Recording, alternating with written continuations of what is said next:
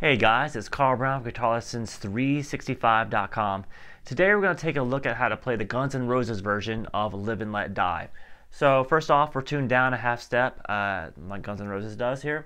And I'm just going to first take you through the chords here that we're kind of going along with the piano part here. So we're going to start with the G chord, then to a B minor chord. Now if you don't know what that is, that's a bar at the 2nd fret.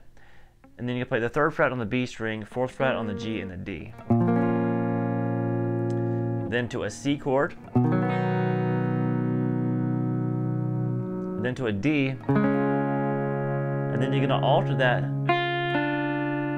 by laying, after you play the D once, then you're going to put your little finger at the 4th fret on the B string.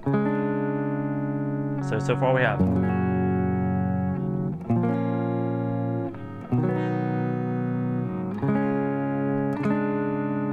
Go through those chords again.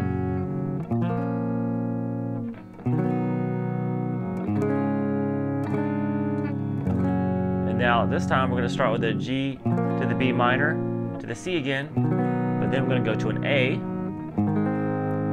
and then resolve it to a D. Just kind of hit that a couple times.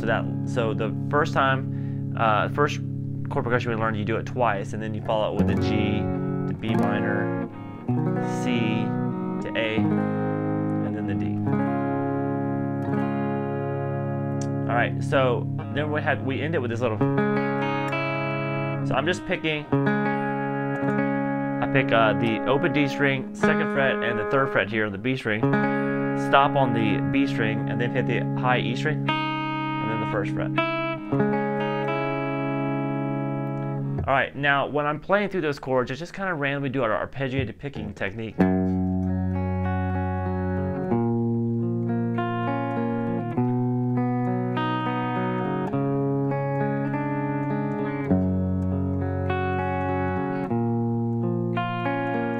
There's really no pattern to it. You just want to kind of fill up the sound, holding the chords down and doing a nice kind of picking each string individually.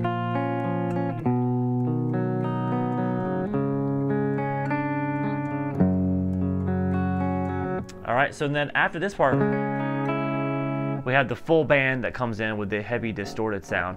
So we're going to switch there to this tone, and they come in with this riff.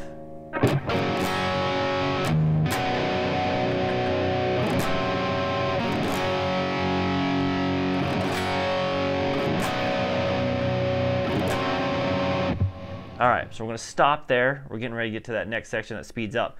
So we'll start with just a basic G again. But it's really a power chord version of the G, so you're going to be muting the A string with the bottom of your middle finger here.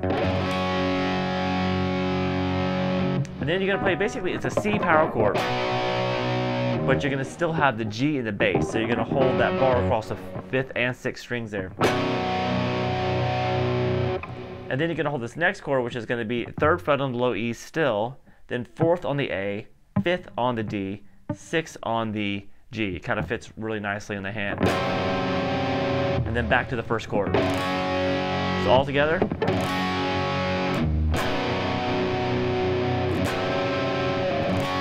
then do that again.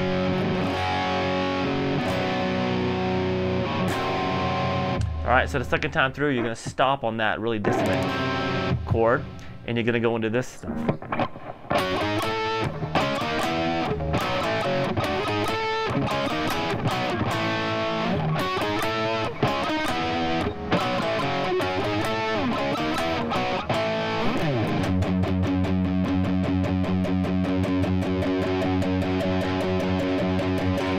Alright, so what's going on there? That's obviously a very important part of the song. 12th fret on the G and the D with your first finger, and then the 3rd finger at the 14th fret on that G and the D. Then move up 1 fret and play the 15th fret, but this time you're going to get the B string in there too at the 15th fret. So like this. So that very last hit is 3 strings instead of 2. Same thing here at the 7th fret now. Alright, then you're going to do 5, the 2 5s on the G and the D, then 3s, and then the open. So all together.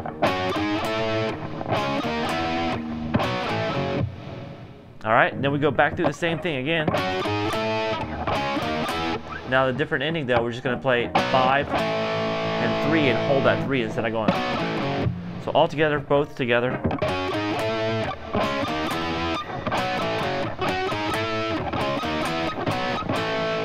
And then play through it again.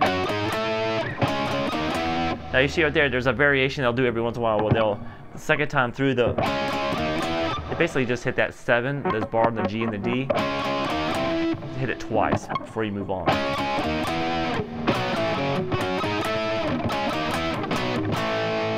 Alright, then you start chugging around on this G note here on the 3rd fret on the low E string. There's some kind of effects going on underneath it. And then we have this.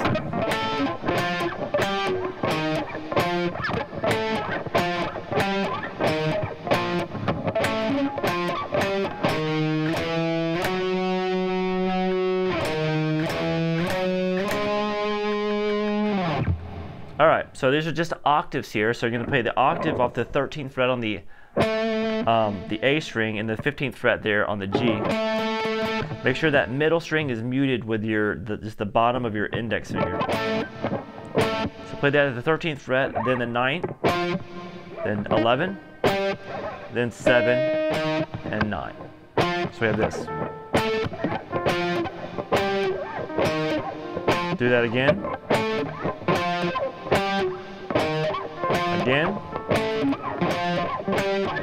Now this time when you get to the 7, the 3rd time through, you go 7, 8, 10, then 7, 8, 10, 12.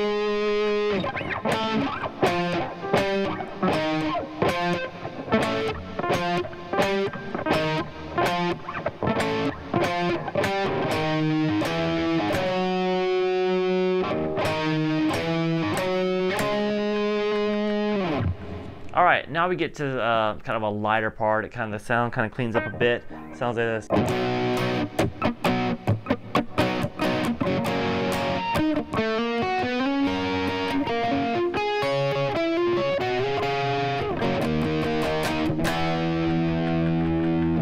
Alright, so we're going to be laying back here just this C chord. You can just do the 5th fret on the B, G, and D string together.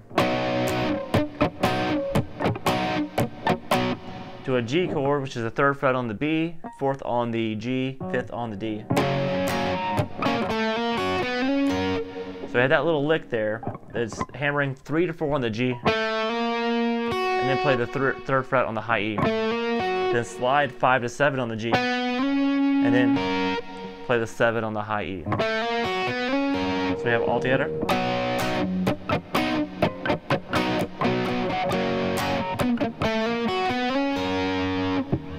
Alright, now we have 2 guitars. One continues going just on this D chord here, we'll call it the 7th fret on the B, G, and D. But the main part is, which is kind of a muted D chord. You're going to play it's a bar here, the 10th fret on the B and the high E, 11th fret on the G, and then the D string, 12th fret. And just kind of pick across those, muting each string as you go. Just kind of have your palm on it down here. And then the same little hammer 10 to 11 on the G to 10 on the high E. Now you're going to play 12 on both the G and the high E together. Slide up to the 14. I'm using my pick and the middle finger to do that. And then pick the 2 14s when you get there. And then alright, so that's just the power chord to the 7th fret on the A string to the 8.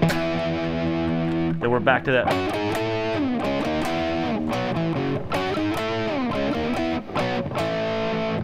Okay, so we have now pretty much the only part you really have to left to learn is that little solo part that happens in the song.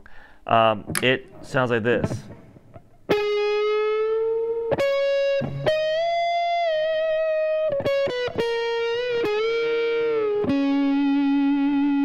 Now this part has a harmonizer on it, so you're hearing a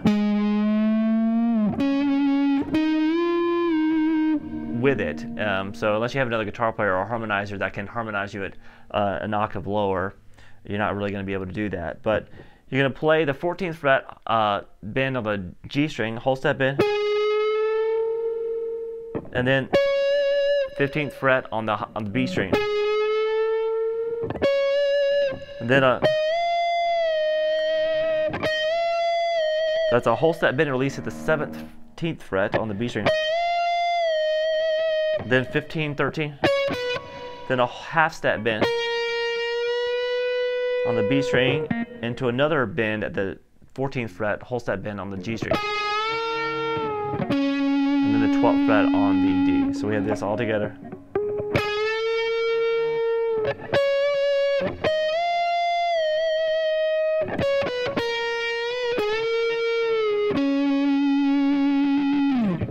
All right, so the song at that we go back into the main part again.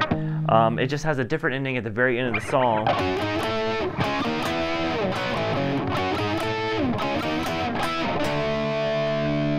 That's the only variation for the rest of the song. So that is just that last. So at the very end of the song, 7's on the G and the D, 9, and then the 10 across the B, G, and the D. Hit that twice now, and then the power chord to the 7th fret off the A string. All right, so I think this is a great cover version of the song, and it's pretty approachable, I think, from just about any kind of upper beginner level player. So I hope you guys enjoyed it. I'll see you again soon for GuitarLessons365.com. Bye bye.